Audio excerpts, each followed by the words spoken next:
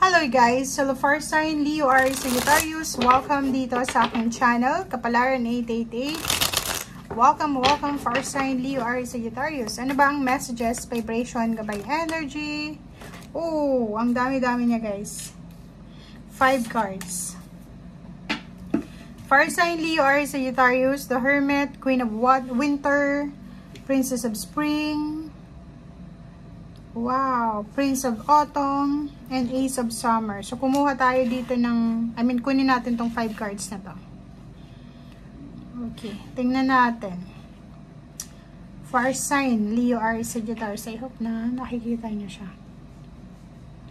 Okay, first card dito is the Hermit, number 9.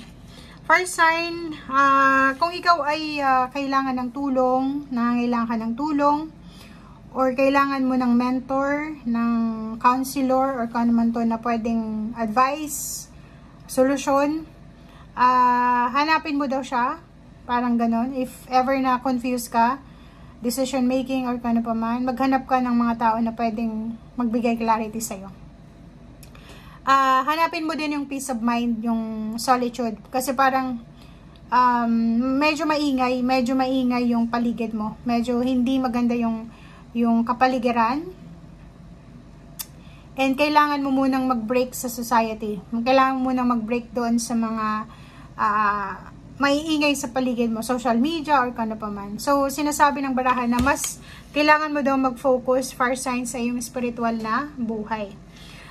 Queen of Winter, sinasabi ng baraha sa'yo dito na may far sign dito na kailangan yung i-let go yung mga tao, bagay, na hindi na makakatulong sa'yo.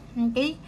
Oras na daw ngayon, especially sa araw na ito, oras na ito para mag-focus ka sa iyong career, sa iyong financial na pangangailangan. Ito naman na sunod na to is, same din siya sa Queen of Winter.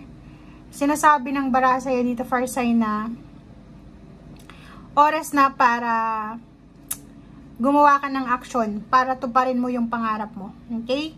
Gumawa ka ng paraan para mag-expand yung horizon mo, and ipakita mo sa mundo, ipakita mo sa paligid mo, ipakita mo sa sarili mo na kaya mong magtagumpay, kaya mong makuha lahat ng gusto mo. Next is Prince of Autumn. Sinasabi ng baraha, kailangan natin na maging cautious, kailangan natin na maging mabait din sa mga tao sa paligid natin, para yung tao sa paligid natin mabait din sa atin, or yung sinasabi ng Prince of Autumn dito na kailangan nating proteksyonan kung ano yung meron tayo. Kailangan nating maging brave, maging cautious, maging strong, maging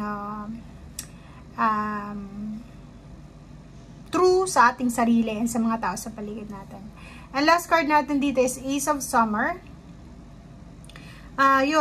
If you're a single or looking for a relationship, kung talagang gusto mo ng bagong relationship, or gusto mong magkaroon ng intimate relationship, or magkaroon ng parang reconciliation from your previous relationship, buksan mo daw yung puso mo, okay? And forgiveness, apology, forgiveness is napaka-importante daw ito. Okay, thank you.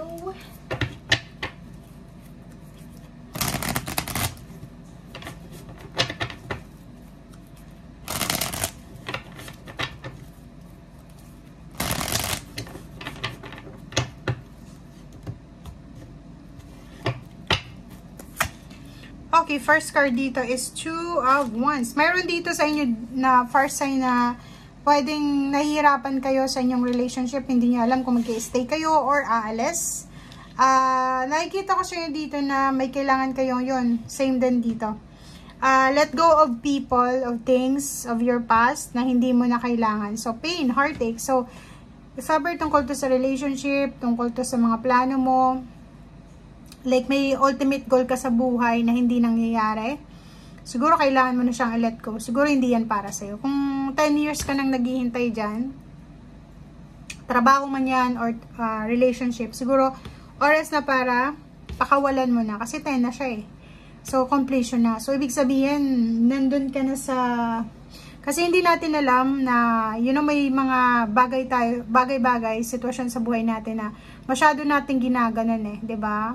Parang, the more na ganun tayo, nagkikling tayo dyan sa sitwasyon na yan, the more na hindi magkakaroon ng freedom. So, palayain natin ang ating sarili dyan, and hindi mo maintindihan or hindi mo maintindihan, but sooner or later, marirealize mo na sinasayang mo lang yung oras mo dyan sa paghihintay dyan. Okay?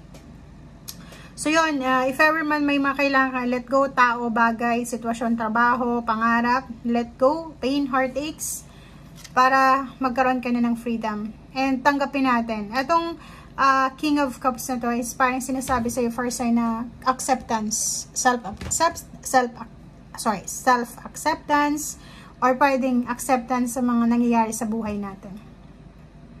Be at peace din. Be at peace. Alisin natin yung mga grudges natin, resentment, alisin natin yung mga hinanakit, galit, or yung mga yung mga bagay-bagay na hindi tayo makamove on. Like, nangyari 10 years ago, 20 years ago, pero hindi ka pa rin makamove on. Okay, next is Magician. Ang Magician card na to is parang sinasabi na everything happens for a reason.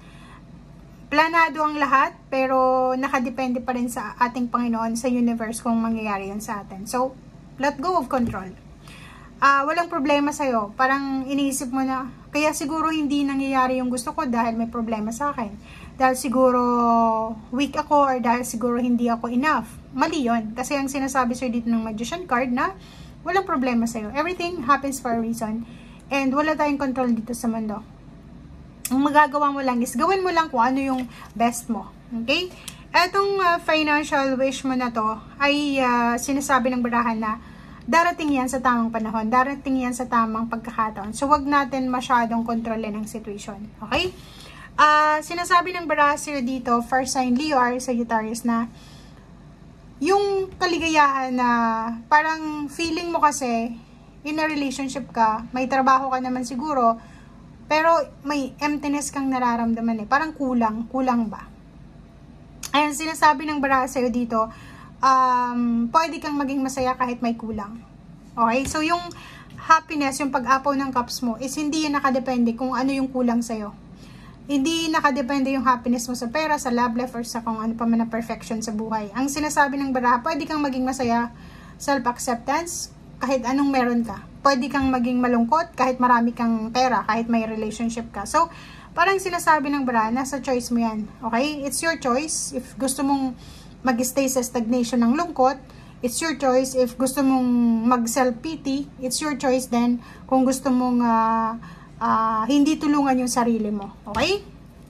So, fire sign Leo or Sagittarius, sinasabi ng baraha dito na oras na para ma-realize natin na kailangan natin kumilos, kailangan natin na tanggapin kung ano yung bagay-bagay. Kasi aminin mo man yan, or yung iba hindi nila aaminin, pero may iba sa inyo dyan na 10 years na kayong unemployed, 10 years na waiting na pala doon sa trabaho na gusto nyo, pero hindi pa rin ginagrant sa inyo ng universe. Pero nagkikling pa rin kayo. So, kailangan mong pakawalan yun. Kasi hindi mo malay mo, diba? After mong pakawalan yun, tapos biglang papasok yung opportunity sa'yo. So, kailangan natin ng freedom dito. Okay? Thank you guys and see you again. Relationship din. If ever hindi ka makamove on sa relationship mo, let go. Let go of the past. Let go of the relationship na hindi na para sa'yo. Thank you guys. Bye!